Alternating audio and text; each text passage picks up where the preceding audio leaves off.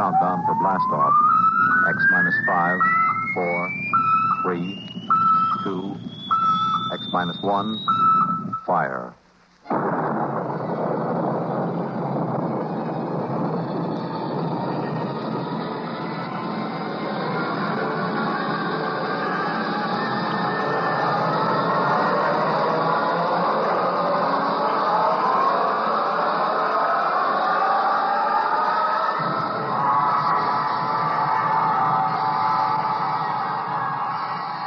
From the far horizons of the unknown come tales of new dimensions in time and space. These are stories of the future, adventures in which you'll live in a million, could be years, on 1,000 maybe worlds. The National Broadcasting Company presents X minus 1.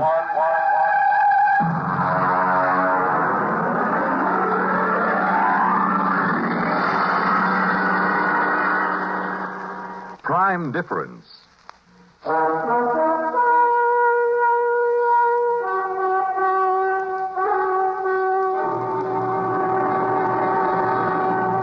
Now, X minus 1 and Prime Difference. I suppose every guy reaches a point once in his lifetime where he gets 140% fed up with his wife. Understand now, I've got nothing against marriage. Marriage is great.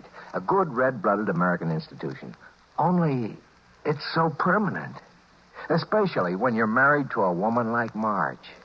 Ah, she was a dream to look at. Tawny hair and sulky gray eyes and a shape that could set your teeth chattering. But she had a tongue like a number 10 wood rasp and a list of grievances long enough to paper a ballroom. Why do you always upset me in the morning when I've got a headache? I'm not trying to upset Now, you. you deliberately... I'm trying to have my coffee so I can go down to the office and earn a living. A living. Go ahead. Run away. That's all you've done all our married life. Whenever there's something unpleasant to be faced, you run away. I'd even forgotten what the unpleasant something was. Well, then I'll remind you. It's your own selfish, indulgent nature. Staying out till after midnight when I was here waiting and suffering. I was working. I was at the office working. I know you were at the office, dear. I phoned, remember? Well, then what in blazes? Only you weren't working. Your breath Oh, was... listen. I fired Miss Carver. She was okay, but I fired her for you. It was her last day. We all had a couple of drinks, that's all.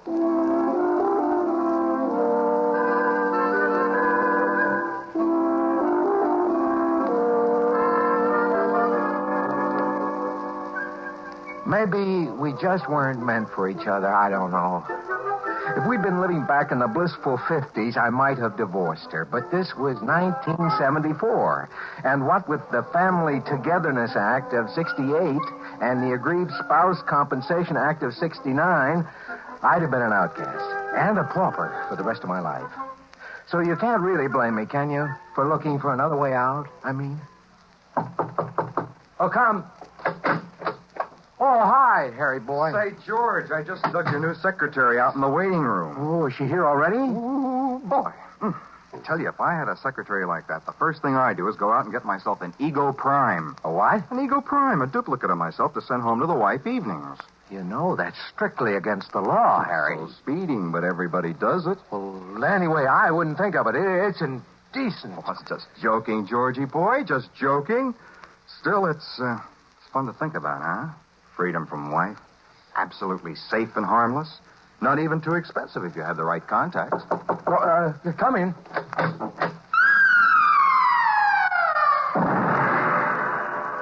Mr. Faircloth?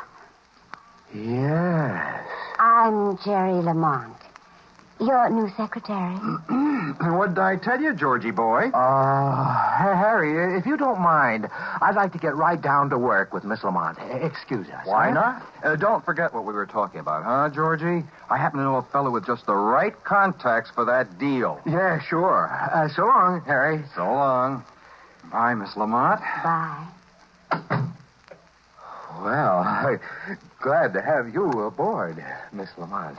Oh, Miss Lamont is so formal. Mr. Blickendorf called me Jerry when I worked for him. Oh, Hank Blickendorf? Mm-hmm.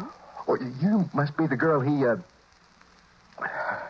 You must have accompanied him on his business trip to Rio. Yes. Well, he spoke very highly of you. Ah. I'm sure we'll get along just fine. Well, I feel the same way. I prefer working for a younger man than Mr. Blickendorf, anyway. When I came home to dinner that night, Marge was waiting with a full barrage. She let me get my first bite of dinner halfway to my mouth and then opened up. Well, I hear you got a new secretary today.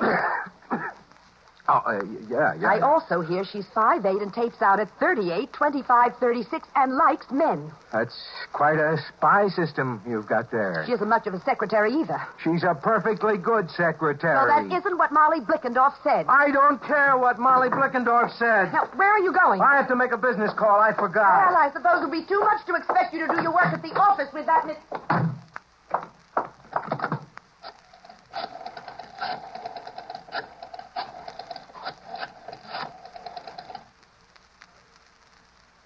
Harry? George Faircloth. Listen, Harry, you know that conversation we had this afternoon? Could you put me in touch with your friend? Yes, as soon as possible.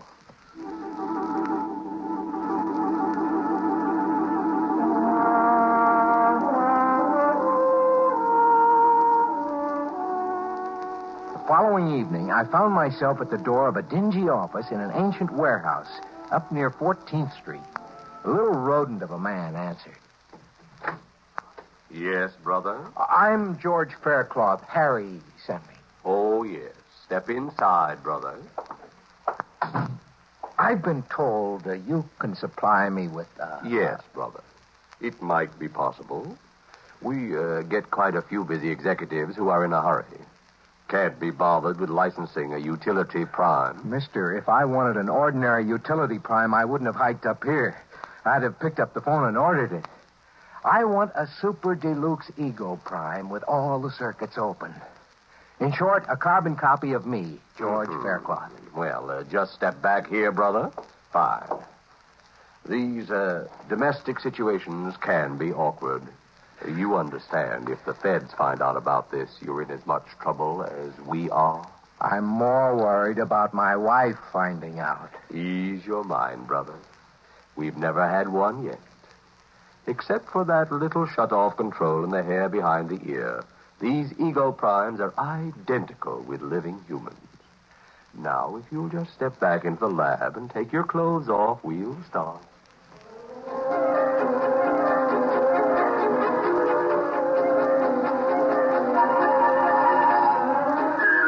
I spent a busy 2 hours under the NP microprobes. The artists worked outside, taking casts and impressions, while the technicians worked inside, feeding all my brain patterns into a Hunyadi pantograph. I came out of it pretty woozy, but a shot of Happy O fixed that. Then I waited in the recovery room until the salesman walked in, followed by a tall, sandy-haired man with tired blue eyes wearing a business suit, who looked remarkably like me. Mr. Faircloth? Yes? Meet Mr. Faircloth, Prime. So, this is me. Shake, George. Why, he even talks like me.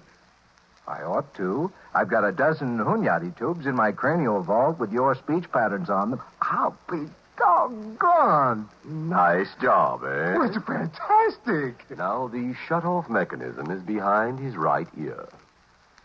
Now, bring him in every 2 months for the regular 2-month refill and pattern accommodation. Let me get a few things straight. How do we change places?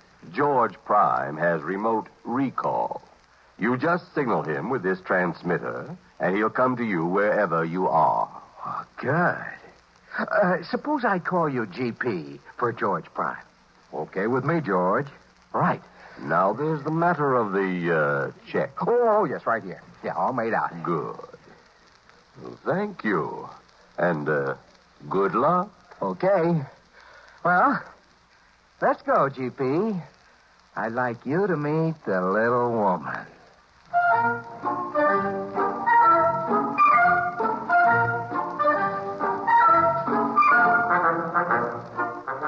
Half an hour later, George Prime put my pipe in his mouth and walked into the house. I stayed out in my workshop in the garage and listened. 5 minutes later, they were fighting. It sounded so familiar, I laughed out loud. Then I caught a cab and headed uptown toward Jerry's place. We had quite an evening, and I rolled in just as George Prime was starting the car, business suit and briefcase, ready for work. I slipped into the garage. Hey, hold it. Oh, you're back. How'd it go, huh? Whew. Boy, you didn't tell me you were married to a female Bengal tiger. Well, she didn't suspect it, she? Oh, of course not. Well, what'd you do? Well, fought till about 1 a.m., then went to our respective corners and sulked. You think you can handle it? Listen, she's really a sweet girl underneath. Now, I'll be so attentive and sweet, she'll soften up. You wait and see. Well, don't overdo it. She is my wife, you know. Naturally. Now, you're sure you understand the recall signal? Perfectly. When you buzz the recall, I wait for the first logical opportunity to join you, and then you take over. Right. Now, climb into the trunk here, and I'll shut you off and lock you in. Righto. Well, I'll see you tonight, old man.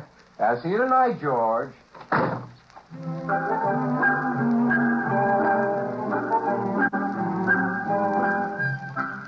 I could go on at some length about my exploits, but I won't.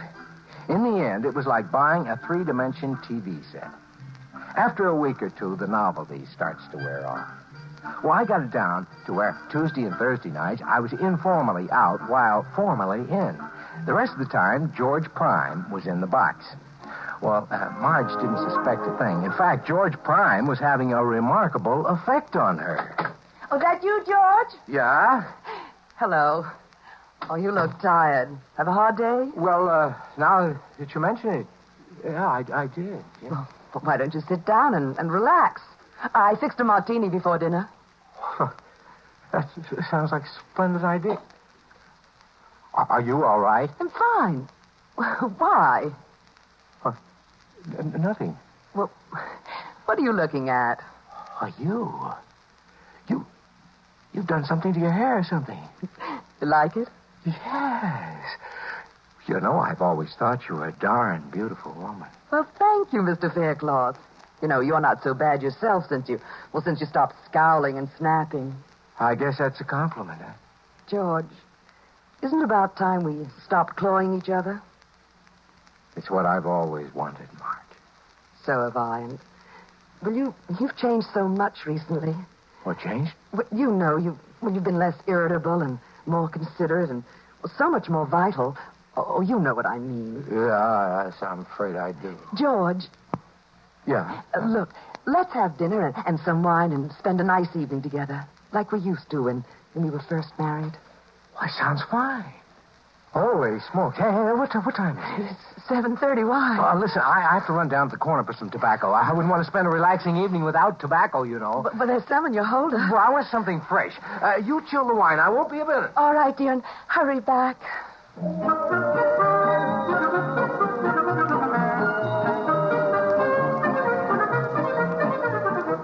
I'd forgotten all about my date with Jerry.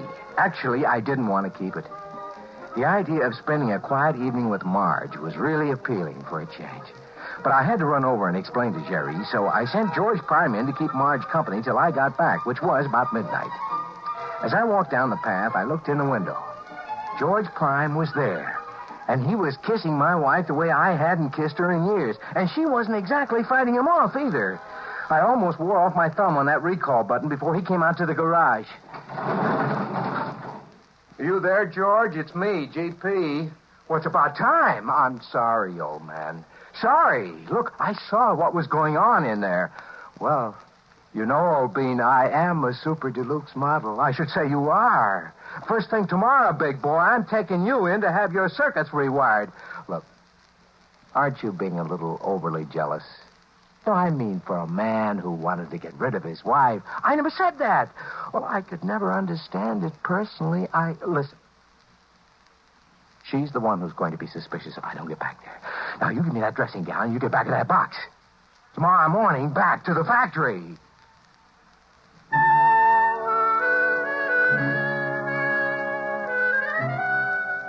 Marge was waiting for me. And one of those flimsy things that I'd given her when we were first married. I must say she looked so charming and lovely that my heart just melted. And still I was overwhelmed with a sense of guilt, and I wanted to tell her what I'd done. You finally got back. I thought you'd never get here. Oh, my, you look ravishing. That's the idea. Marge, listen, I've got to tell you something, and before I do, I want you to know that in spite of the cad I've been, I do love you. I always have. I know that. And you don't have to tell me anything. Oh, this is important. And it'll shock you. In fact, you may never speak to me. I know what you're going to tell me. You mean? About George Prime. Great Scott, you knew. Well, of course, George. Now, you don't think I could be fooled by something out of the lab, do you? You've known all along? All along. Oh, Marge. Then tomorrow morning, we'll send that stuff dummy back to the factory. And then we'll live the way we've always wanted. Oh, yes, dearest. The way we've always wanted. I just don't know where to begin. Then why not begin by just kissing me? I kissed her tenderly, and her lips were softer and more responsive than I've ever known them. Yes, she'd certainly changed. I turned out the lamp. I ran my fingers through her fragrant tawny hair. My thumb stopped at a little depression behind her ear. And then suddenly, I knew what had happened. It was a turn-off switch, of course. And I, George Faircloth, was now married to Marge Prime.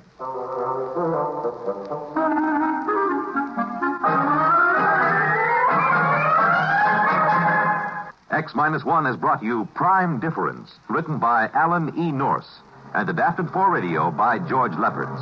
Featured in our cast were Lawson Zerbe as George and George Prime, Anne Loring as Marge, Evelyn Jester as Jerry, Merrill Joels as the salesman, and John Thomas as Harry. This is Fred Collins. X-1 was directed by George Voutsas and is an NBC Radio Network production.